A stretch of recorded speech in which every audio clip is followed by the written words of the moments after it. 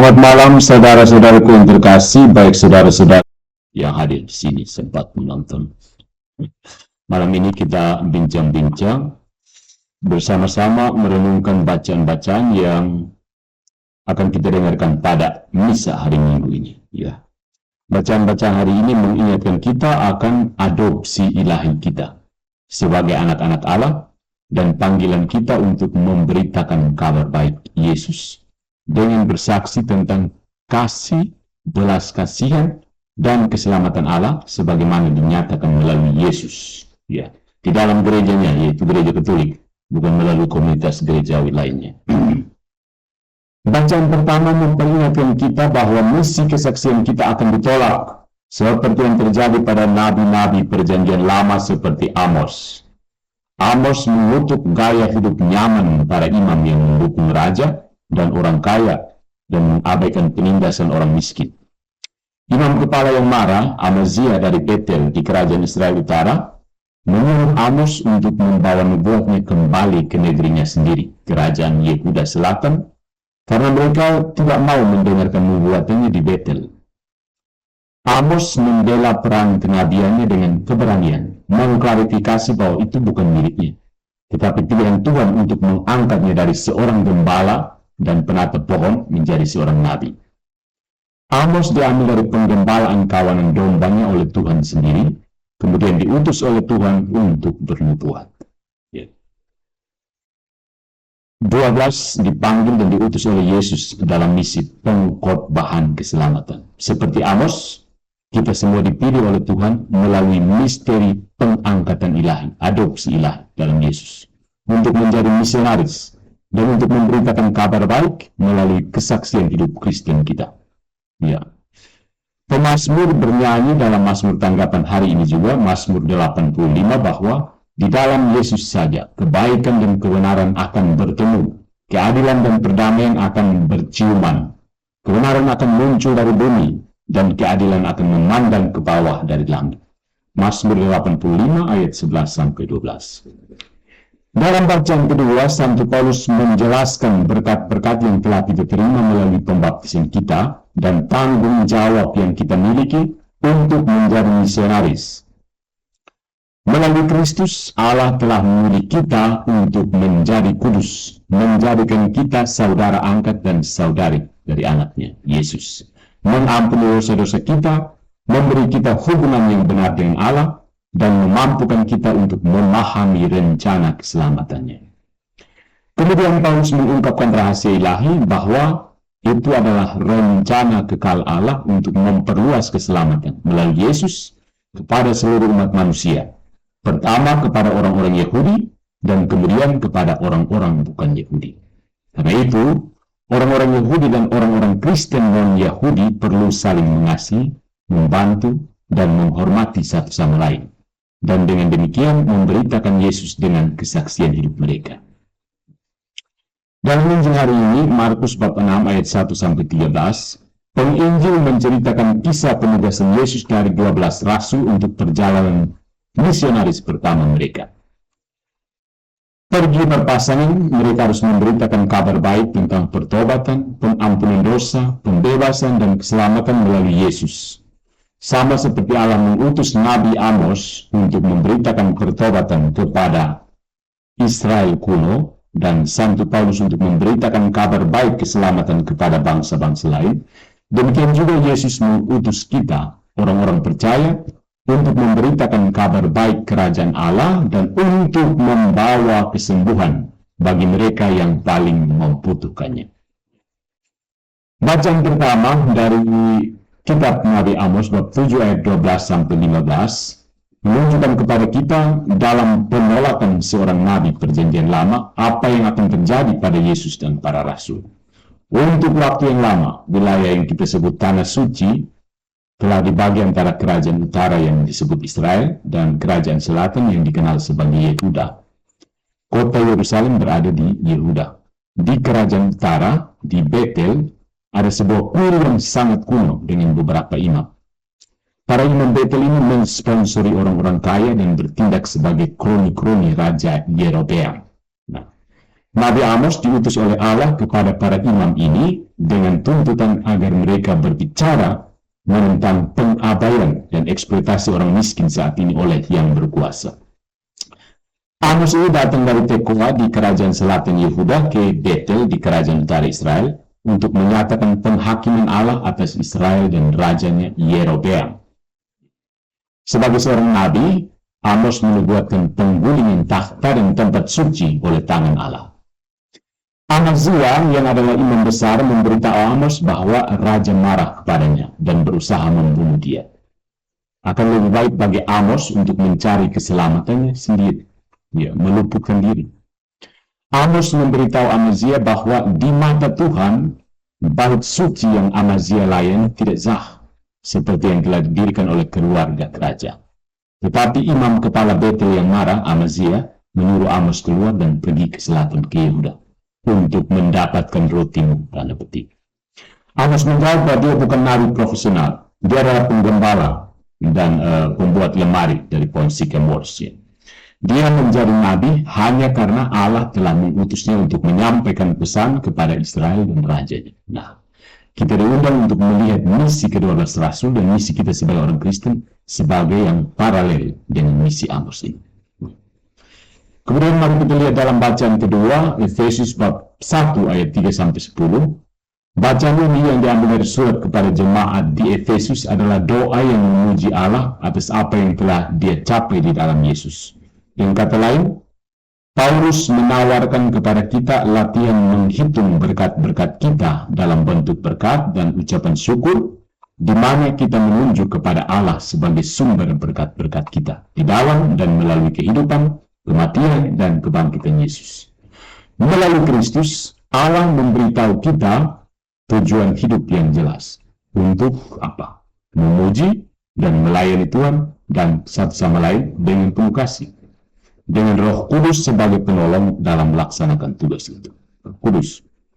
Dan Paulus ini menasihati jemaat Efesus untuk menghitung berkat-berkat mereka, alih-alih berfokus secara berlebihan pada kekurangan-kekurangan mereka. Nah, dalam doa ini, Paulus juga mengungkapkan rahasia ilahi kepada orang-orang Kristen Yahudi. Bukan rencana Allah untuk menjaga orang-orang Yahudi sebagai umat pilihannya secara eksklusif, tetapi agar seluruh umat manusia diselamatkan, sehingga orang-orang bukan Yahudi pada akhirnya akan dimasukkan.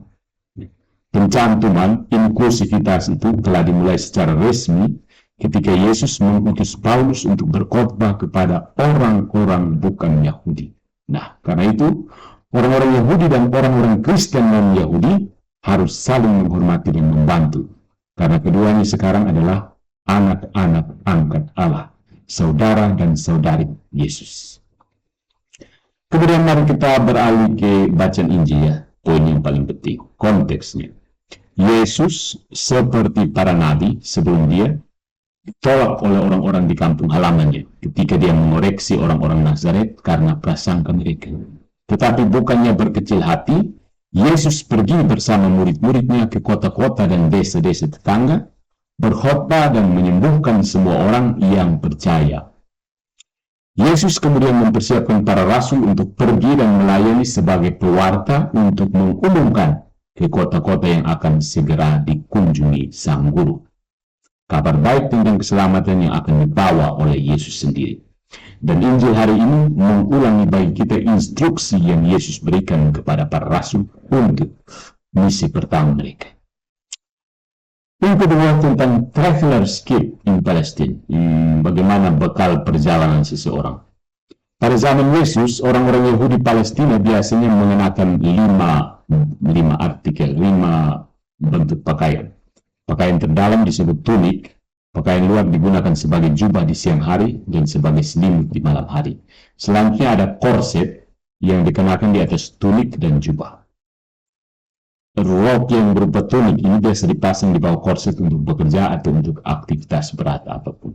Dan hiasan kepala juga dipakai untuk melindungi leher, tulang pipi, dan mata dari panas dan silau matahari. Topi, kacamata. Akhirnya orang-orang Yahudi mengenakan sandal yang terbuat dari kulit, kayu, atau rumput kusut. Mereka juga membawa keranjang anyaman, di dalamnya ada tas pelancong kulit biasa yang terbuat dari kulit anak domba. Para imam dan penyembah Yahudi yang seringkali sangat tamak membawa tas-tas ini untuk mengumpulkan sumbangan. Tidak heran orang-orang melabeli mereka perampok saleh dengan barang rampasan mereka tumbuh dari desa ke desa. Kumpul, tumpuk sana sini. Kemudian makna dari perintah Yesus itu sendiri. Mengapa Yesus mengutus para rasul berpasangan? Karena menurut hukum Yahudi, dua saksi diperlukan untuk menyatakan kebenaran. Pergi dua-dua membawa serta otoritas saksi resmi. Dengan instruksi Yesus, jelas bahwa murid-muridnya tidak boleh membawa persediaan untuk jalan, tetapi hanya percaya kepada Tuhan untuk kebutuhan mereka. Allah sang penyedia akan membuka hati orang-orang percaya untuk mengurus kebutuhan para murid. Instruksi Yesus juga menyarankan bahwa para rasul tidak boleh seperti para imam yang ingin mendapatkan, yang ingin tahu ya pada masa itu, yang hanya tertarik untuk mendapatkan kekayaan. Sebaliknya, sebagai murid Yesus, mereka harus peduli dengan lebih memberi daripada memperoleh, menerima. Mereka harus menjadi teladan hidup dari kasih dan pemeliharaan Allah. Dengan melakukan perjalanan misi mereka dengan cara ini, mereka juga akan memiliki kebebasan maksimum dan beban minimum dalam pelayanan khotbah dan penyembuhan mereka. Yesus ingin rasul-rasulnya kaya dalam segala hal yang benar-benar penting, sehingga mereka dapat memperkaya orang-orang yang berhubungan dengan mereka. Nah, data statistik memberitahu kita bahwa kebanyakan orang yang datang untuk bergabung dengan gereja melakukannya karena seorang teman atau keluarga membawa mereka. Jadi, iklan terbaik untuk gereja manapun adalah jumlah umat beriman. Laki-laki, wanita, anak-anak yang kehidupan sehari-harinya menunjukkan beberapa pancaran Injil sendiri. Jadi, iklan terbaik untuk sebuah gereja adalah orangnya sendiri. Orangnya yang jadi iklan. Shake off the dust from your feet. Kebaskanlah debu dari kaki. Maksudnya, Yesus tahu bahwa ketika para rasul pergi ke kota atau ke desa manapun untuk menginjili, suatu keluarga atau rumah akan menerima mereka, menyambut mereka, dan memberi mereka apa yang mereka butuhkan. Karena keramah tamahan itu adalah tradisi keagamaan yang penting di Palestina. Dengan instruksinya yang tegas, Yesus tampaknya berkata, jika orang menolak untuk mendengarkan Anda atau menunjukkan keramahannya terhadap Anda, satu-satunya hal yang dapat Anda lakukan adalah memperlakukan mereka seperti orang Yahudi ortodoks akan memperlakukan orang bukan Yahudi atau penyembah berhala. Hukum rabbinit menyatakan bahwa debu dari negara non-Yahudi telah tercemar. Bangsa non-Yahudi telah tercemar. Sehingga ketika seorang Yahudi memasuki Palestina dari negara lain, dia pertama-tama harus menyingkirkan setiap partikel debu tanah najis dari pakaian dan sandalnya. Kemudian mengungkapkan kabar gembira tentang belas kasih Allah, cinta dan belas kasih Allah. Murid-murid Yesus harus memberitakan kabar baik bahwa Tuhan bukanlah hakim yang menghukum, melainkan Bapa yang pengasih, yang ingin menyelamatkan manusia dari belenggu dosa melalui Yesus anaknya. Para murid harus memberitakan pesan metanoia atau pertobatan yang memiliki implikasi yang mengganggu. Bertobat berarti mengubah pikiran seseorang, dan kemudian menyesuaikan tindakan seseorang dengan perubahan ini. Ubah pikiran, kemudian sesuaikan tindakan dengan perubahan ini. Metanoia secara harfiah berarti berubah pikiran. Ini juga bisa berarti mengambil arah baru. Dengan demikian, pertobatan berarti perubahan hati dan perubahan tindakan. Perubahan dari kehidupan yang berpusat pada diri sendiri ke kehidupan yang berpusat pada Allah. Dan perubahan seperti itu terkadang sedikit menyakitkan. Menarik juga untuk dicatat bahwa Yesus memerintahkan murid-muridnya untuk mengurapi dengan minyak. Di dunia kuno, minyak ini dianggap semacam obat untuk semua. Obat segalanya.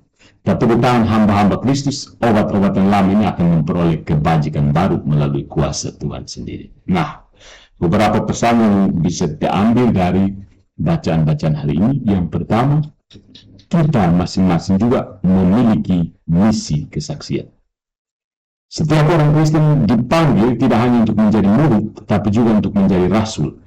Sebagai murid, kita harus mengikuti dan meniru Yesus. Sebagai rasul, kita harus menginjili dunia. Kita dipanggil untuk berbagi dengan orang lain, bukan hanya kata-kata atau gagasan atau doktrin, tetapi sebuah pengalaman. Pengalaman kita tentang Allah dan putranya Yesus.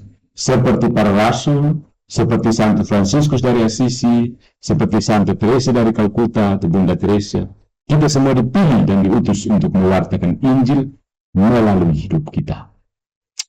Ya, ada satu ungkapan ya, wartakanlah Injil dan bila perlu, gunakan kata-kata. Kalau perlu, gunakan kata-kata. Jadi, wartakan Injil, kalau perlu, gunakan kata-kata.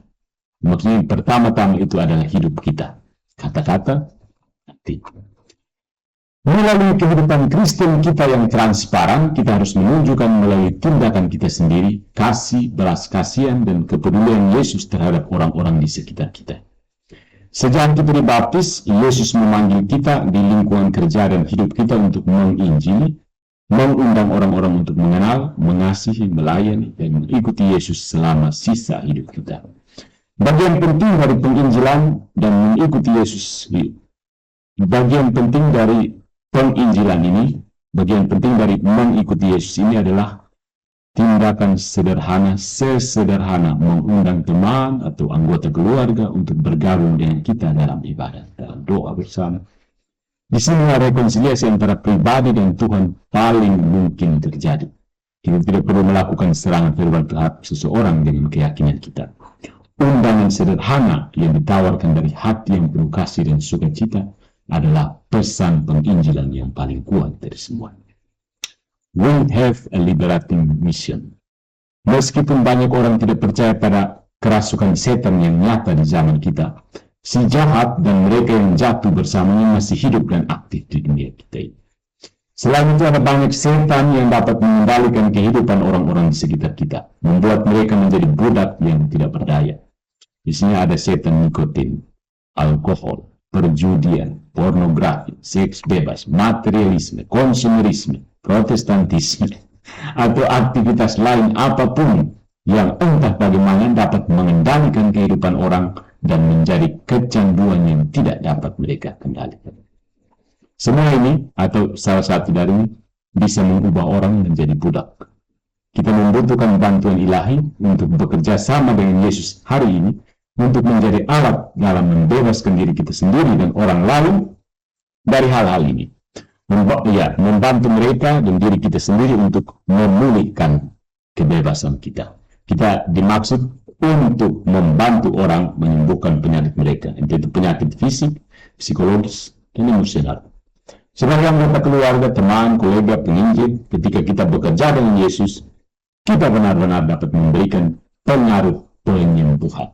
Sembuh bukan pakai mujizat, ini memang sesuatu yang powerful. We have a mission to live as children of God. Kita punya misi untuk hidup sebagai anak Allah.